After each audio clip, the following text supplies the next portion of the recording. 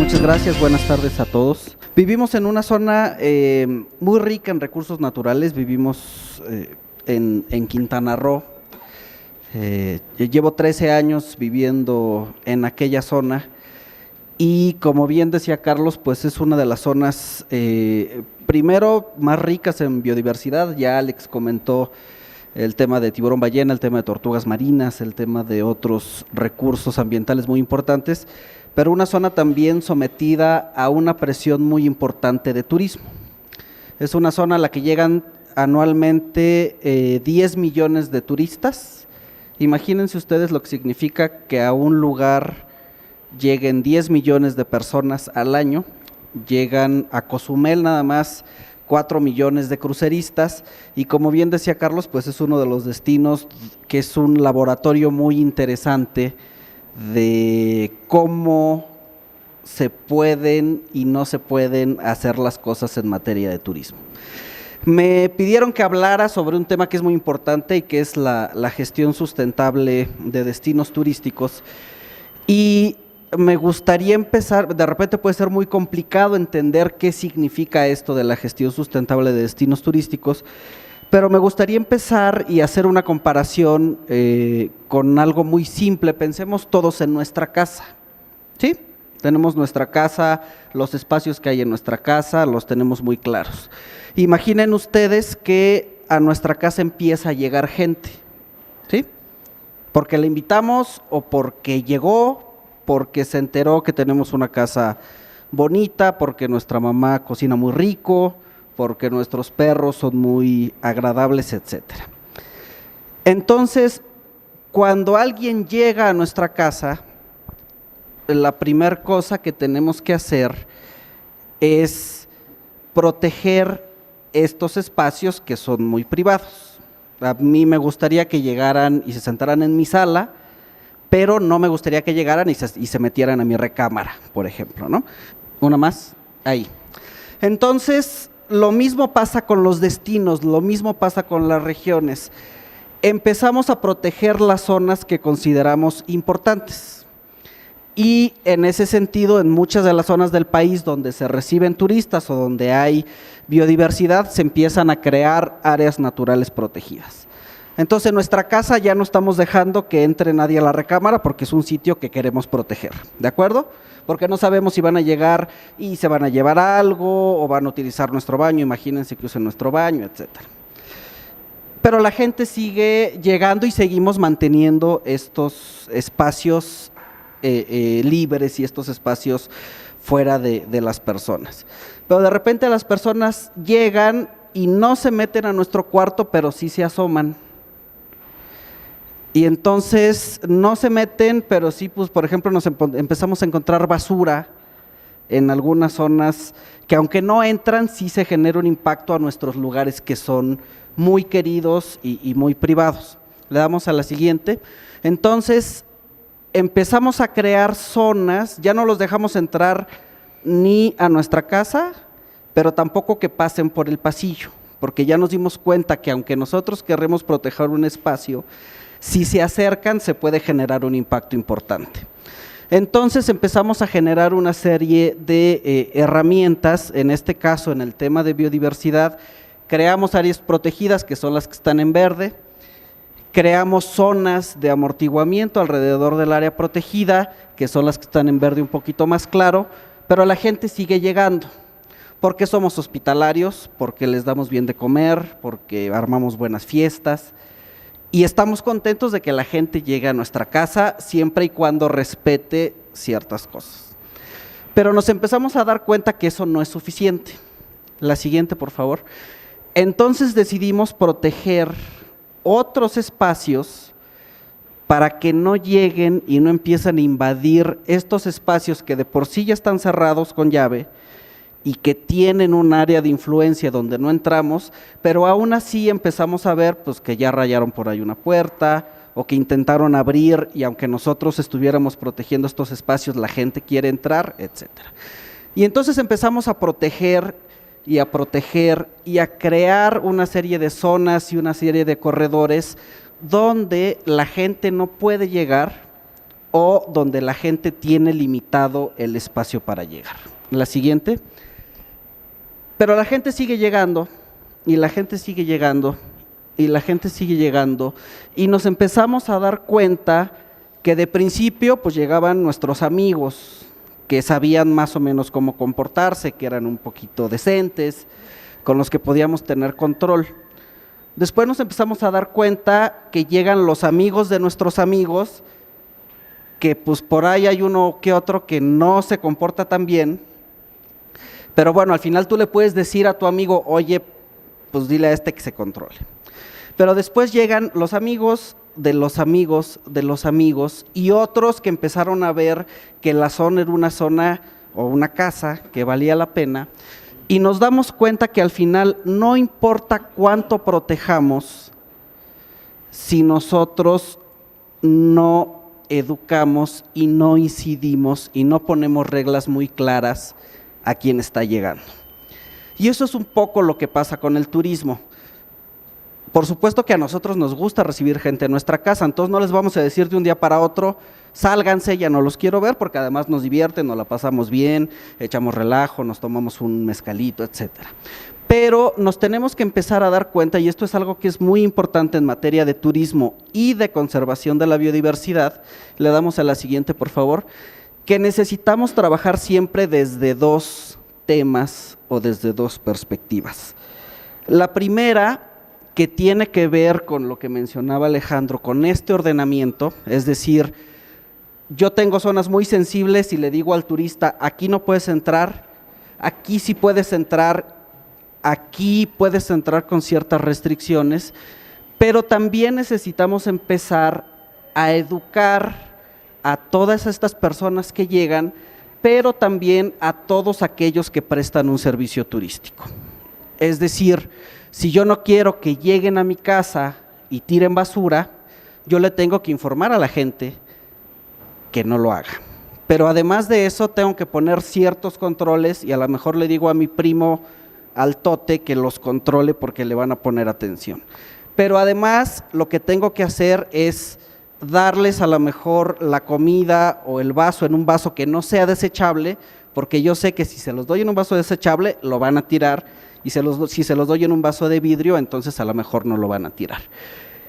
Ese es uno de los temas que pasa todos los días y al que nos enfrentamos nosotros como consultores, como gestores de los espacios turísticos, y que es muy importante.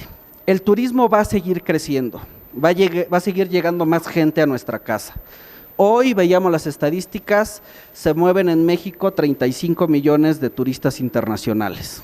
Para el 2021, dentro de 4 años, la expectativa es que lleguen a 50 millones. Y qué bueno que vengan, porque conocen, porque valoran, porque nos la pasamos bien, pero también es muy importante tener en cuenta que tampoco podemos recibir a todos y que tampoco todos los sitios tienen la capacidad para recibir a todos. Entonces, uno de los grandes retos que tenemos en materia de turismo sustentable es, por un lado, prepararnos para este crecimiento de personas que van a llegar hacia nuestra casa, hacia nuestro país, hacia nuestra región, hacia nuestra área natural protegida, y por otro lado, prepararlos a ellos, o preparar a los visitantes para que tengan mucho más conciencia de qué sí se puede o qué no se puede hacer cuando viajan. Y cuando hablo de ellos, hablo de nosotros. En México, y veíamos también las estadísticas, la gran mayoría de la gente que viaja somos nosotros mismos los mexicanos. Decía Carlos hace un momento, se antoja conocer ese país, por supuesto que se antoja, pero también se antoja que ese país nos dure muchos años. Yo les puedo hablar de 6, 7, 8, 10 casos de destinos turísticos, algunos de los que tocó Alejandro y muchos otros, que se han muerto de su propio éxito, que reciben tal cantidad de turistas, que reciben tal cantidad de gente, que llega un momento en que eso ya es insostenible, es decir, está lleno de basura, se acabaron los recursos naturales, extrajeron especies. Nos acaba de pasar una experiencia, el fin de semana pasado fuimos a Oaxaca, estuvimos en un lugar que se llama Hierve el Agua, que es una zona muy bonita, unas cascadas petrificadas, como muchas de las zonas que tenemos en nuestro país. Y resulta que cuando nosotros íbamos entrando al sitio, vimos a un grupo de jóvenes que iban saliendo del sitio y llevaban en sus manos unas plantas que se llaman bromelias, que se dan en aquella zona, y se las iban a llevar a su casa, así como, pues si pudieras ir a la casa del vecino y traerte un portarretrato porque te gustó. Ese es uno de los retos importantes, cómo le hacemos, cómo nos educamos, cómo educamos a los demás, para que estos destinos que son espectaculares, que son bonitos, que son muy importantes, nos duren para las generaciones futuras o incluso para nosotros dentro de 10, 15, 20 años. Nos dedicamos a ordenar la casa. Nuestro trabajo es ir a las casas, ir a los destinos turísticos, ir a las áreas naturales protegidas y a diseñar una serie de acciones que permitan que el visitante que viene hacia nosotros sea un visitante más responsable, que la persona que da un recorrido turístico sea una persona más responsable y sobre todo de algo que es muy importante, que el turista o el visitante se vuelva un aliado en la conservación. Yo no puedo imaginarme ir a cualquier lugar solo por ir, sin disfrutar, sin conocer, sin aprender y sobre todo salir de ahí con una experiencia y con un conocimiento diferente. Sin embargo, muchos de los lugares en México, muchos de los destinos en México, vamos porque hay que ir, porque me lo dejaron en la escuela o porque el domingo no tenía nada más que hacer, entonces pues voy y visito la zona arqueológica que tengo más cercana. Y parte de nuestro trabajo y parte de lo que hacemos todos los días es preparar a la gente que vive en las comunidades para tratar mejor al turista, pero también para educarlo mejor, y por otro lado, preparar, informar y comunicar al turista que no solamente es viajar por viajar o salir por salir, sino que el viaje tiene un sentido y sobre todo, como dice la campaña de Conavio de esta semana, dejar una huella importante, pero una huella positiva cuando nosotros viajamos. Y hay tres cosas muy importantes cuando nosotros hablamos de gestión sustentable o de ordenar la casa en materia de turismo. Lo primero que tenemos que entender es que no hay dos destinos iguales, es decir, no hay dos casas iguales. ¿Por qué? Porque la familia que vive en una casa tiene una historia, tiene una educación y tiene un comportamiento muy diferente que la que vive en la casa de al lado. Piensen ustedes en sus vecinos.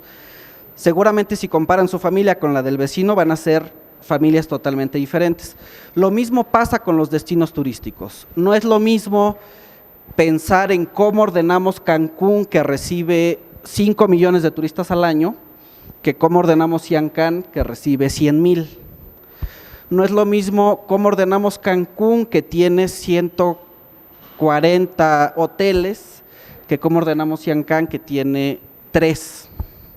Cómo ordenamos Cancún, que está lleno de empresarios que tienen ciertas ideas y ciertos preceptos, que cómo ordenamos otras zonas donde a lo mejor no hay empresarios, sino hay comunidades indígenas. Entonces, algo de lo que trabajamos nosotros mucho cuando tratamos de ordenar nuestra casa es primero entender nuestra casa, entender quién vive ahí, cómo se comportan, cuál es su historia de vida, qué características tiene y cuál es su necesidad específica.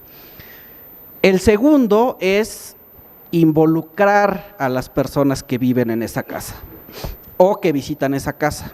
Yo no puedo llegar a su casa y decirles, ahora tienes que hacer esto, porque me van a decir, bueno, ¿tú quién eres para venir a mi casa a decirme cómo comportarme? Pero si yo me siento con ustedes y con sus invitados y entre todos diseñamos una serie de estrategias para que la casa se cuide mejor, para que los destinos se cuiden mejor, para que los destinos se conserven y para que podamos pensar en el largo plazo y que no nos acabemos los recursos, es muy diferente. Entonces, una de las cosas que también tenemos como reto muy importante en este sentido es involucrar a todos los actores. Y cuando hablo de todos los actores, hablo de todos. Y ahí hay un reto muy importante porque no le puedes hablar igual a un funcionario federal, que a un funcionario estatal, que a un funcionario municipal, que a alguien que es de turismo, que a alguien que es de conservación, que a una comunidad indígena, y todos conviven en el mismo espacio y todos tienen intereses sobre el mismo espacio, entonces eso es un reto muy importante. Y la tercera, que es el tema de tener metas muy claras, muy sencillas, alcanzables y sobre todo un sistema que nos permita saber si vamos bien o si nos regresamos, si estamos teniendo resultados en nuestra casa o si necesitamos trabajar en cambiar algunos procesos. Les quiero contar 4 casos que me parecen muy valiosos y muy interesantes para que vean que no todos los destinos o no todas las casas son iguales o no todas las motivaciones de conservar estos destinos son iguales. Uno de los casos que más me gusta a mí platicar cuando hablamos de ordenar la casa o de tener una gestión eficiente de destinos turísticos son las Islas Galápagos. Probablemente todos hayan oído escuchar de las Galápagos. Yo no sé si tienen el privilegio de conocerlas, yo no, y es una de mis metas antes de dejar este espacio terrenal, porque me parece que es un sitio espectacular por lo que uno ve y por lo que uno tiene de información. Galápagos es el centro de la diversidad biológica, es uno de los lugares con mayor cantidad de especies y con mayor diversidad biológica. Fue el sitio donde se dice que Darwin creó la teoría de la evolución y es un lugar muy rico en recursos naturales que hace algunos años, en 2010, le dieron un coscorrón a las autoridades que gestionaban el turismo y las actividades económicas en la isla, porque las presiones que estaba teniendo la isla estaban provocando una pérdida importante de los ecosistemas.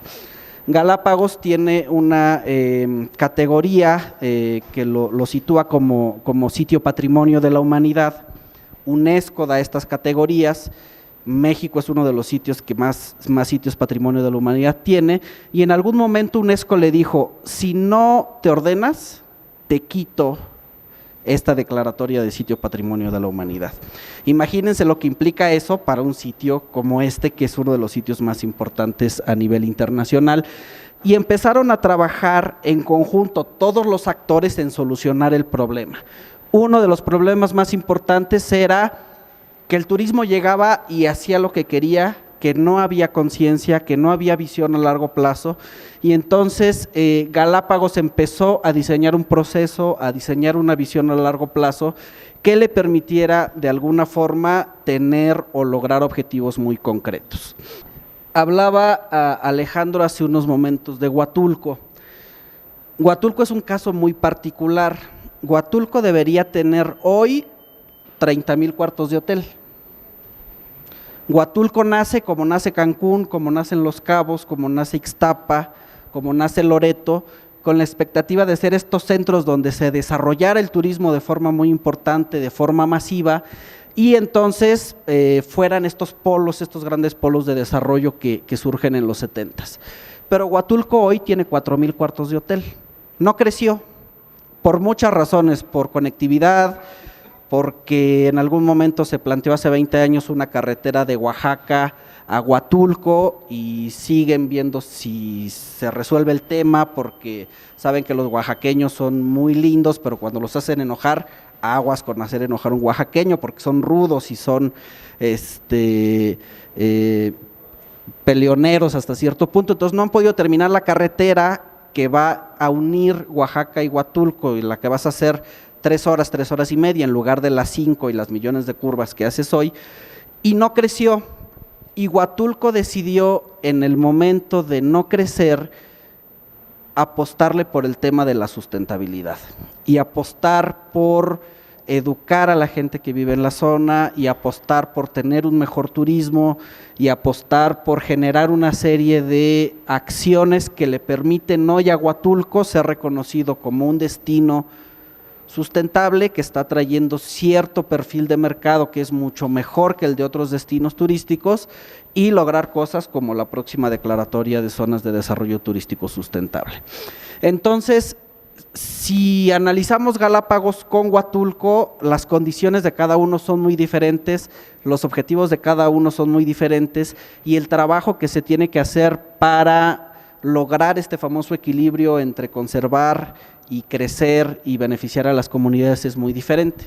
Este es un caso que me gusta mucho platicar porque es un caso muy interesante. Además, nos tocó dirigir un proyecto para trabajar en este destino turístico y es un destino que se llama Mayacán y un destino al que yo llamo que es un destino que nace desde cero. Es decir, Galápagos tenía una problemática, Huatulco tenía un crecimiento y en el caso de esta zona que ustedes ven en el cuadro, que es la zona centro del estado de Quintana Roo, es muy interesante porque es una, del cuadrito hacia arriba, lo vuelvo a repetir, llegan 10 millones de turistas internacionales, 4 millones de turistas, una de cada 3 divisas que entra a México por materia de turismo entra por ahí, pero a 2 horas y media tenemos una población que en su momento vivía en 78% de ellos en pobreza, 70,000 hablantes de lengua indígena que no se habían visto beneficiados del turismo que llegaba a Quintana Roo. Y una zona muy rica en recursos naturales que tiene una reserva de la biosfera que también es sitio patrimonio de la humanidad y que tenía o que tiene, sigue teniendo un potencial muy importante para convertirlo en un destino de muy bajo impacto ambiental, donde llegue poquita gente, pero que esa poquita gente realmente genere un beneficio local. Y en este proceso de la creación de Mayacán como destino turístico sustentable, se trabajó cerca de 3-4 años con las comunidades, preguntándoles qué era lo que querían, hacia dónde querían avanzar, y entonces logrando realmente que ellos recibieran en su casa a quien querían recibir con las condiciones que ellos querían recibir y avanzando mucho hacia tener un beneficio directo, que es algo que no pasa en otros destinos. Este proyecto es un proyecto que está basado en 2 componentes. Uno es la biodiversidad, el conocer la biodiversidad, el realmente integrar la biodiversidad en el tema de políticas públicas y en el tema empresarial, y otro que es muy importante, que es el beneficio social. Si nosotros lográramos en nuestro turismo que la gente que nos visita dejara un beneficio en la conservación, un beneficio social y un beneficio económico, entonces estaríamos hablando de un mejor turismo en nuestro país. La siguiente. Vamos a darle a la siguiente. Para terminar y para cerrar, me gustaría platicarles de las conclusiones de un evento que acabamos de tener en mayo, a principios de mayo en Quintana Roo. Un evento muy interesante porque es un evento que se enmarca en el año del turismo sustentable que comentaba Alejandro, y un evento que reunió a más de 35 especialistas a discutir y a plantear soluciones de hacia dónde queremos llevar el turismo, tanto en México como en Latinoamérica, pero en especial en nuestro país. Y básicamente hay 5 conclusiones muy importantes que creo que vale la pena tatuarnos en el corazón, tatuarnos en las políticas públicas de turismo, porque si nosotros logramos estas 5 cosas que se plantean en el evento, creo que podemos avanzar y seguir fortaleciendo el turismo sustentable en nuestro país. Lo primero es la necesidad de plantear soluciones en lo colectivo más que en lo individual. ¿A qué se refiere esto? Si yo soy un hotel y yo me comprometo a cuidar mi basura, no sirve de nada si no se compromete el de al lado, y si no se compromete el de al lado, y si no se compromete el de al lado, y si el municipio no crea un sistema para reciclar, y si las personas que trabajan en los hoteles y viven en la comunidad tampoco se comprometen. Entonces, en México, desde nuestro punto de vista, hay muy buenos ejemplos, pero son ejemplos que son como islitas de esperanza. No son modelos regionales que realmente nos estén dando una solución a los problemas. Solucionan, dan de cuenta que es como una aspirina en lugar de ir a que te hagan un estudio más serio de qué está pasando. Entonces necesitamos buscar y trabajar más en lo colectivo. Por supuesto, con el apoyo público, Alejandro ya nos comentó algunas de las acciones que tiene la Secretaría de Turismo, pero no sirve de nada lo público si no se involucra también el sector privado y el sector social, etcétera, etcétera, ¿no? Entonces, por supuesto que las autoridades tienen una responsabilidad muy importante en el cuidado de los recursos, pero nosotros estamos convencidos, y así lo hemos visto en muchos lugares, que si la autoridad no actúa, pero la sociedad civil y los empresarios y las comunidades empujan, funciona. Que es muy diferente que si la autoridad actúa y ninguno de los demás se compromete, no funciona. La tercera, que es muy importante, nos regresamos una y ya voy a terminar, es el tema de trabajar en determinar capacidades de carga, límites de cambio aceptable o manejo de visitantes en destinos turísticos. ¿Qué significa esto? Regresemos a nuestra casa. ¿Cuántas personas caben en nuestra casa sentaditas y bien puestas? 20. ¿Qué pasa si entran 60? Pues aquello se vuelve un caos, ¿no? ¿Qué pasa si entran 60 pero entran 20 en la mañana, 20 a mediodía y 20 en la tarde? Bueno, entonces a lo mejor puede que funcione bien. Pero ¿qué pasa si de repente llegan 120 y luego llegan 240? Primero no caben. Y lo mismo está pasando con nuestros destinos turísticos. Les quiero platicar de un caso muy rápido. Hace un par de meses me invitaron a dar una conferencia, una clase a una universidad en Valle de Bravo, pueblo mágico, lugar muy bonito. Hice 1:45 para llegar de aquí a Valle de Bravo, hice casi 3 horas para estacionarme. Hay lugares donde la gente ya no cabe, donde tenemos que generar estrategias para limitar o para ordenar, y eso es algo que desgraciadamente pasa cada vez más en nuestros destinos. Somos un país muy exitoso en promoción, pero de repente estamos promoviendo y no estamos preparados para recibir a las personas, y esa es una de las cosas en las que hay que trabajar mucho a futuro. La cuarta, que es muy importante, pensar en la persona como centro y eje y trabajar mucho más los temas sociales. Sé que estamos en un foro de diversidad biológica que es importante, pero el tema social del turismo es un tema que se ha olvidado con el paso del tiempo y hay que trabajar mucho más en ello. Y por último, hay casos muy interesantes, también Alejandro mencionaba algunos, Sierra Gorda en Querétaro, Siancán, Mariposa Monarca, etcétera, etcétera, que vale la pena estudiar y vale la pena replicar en nuestro país.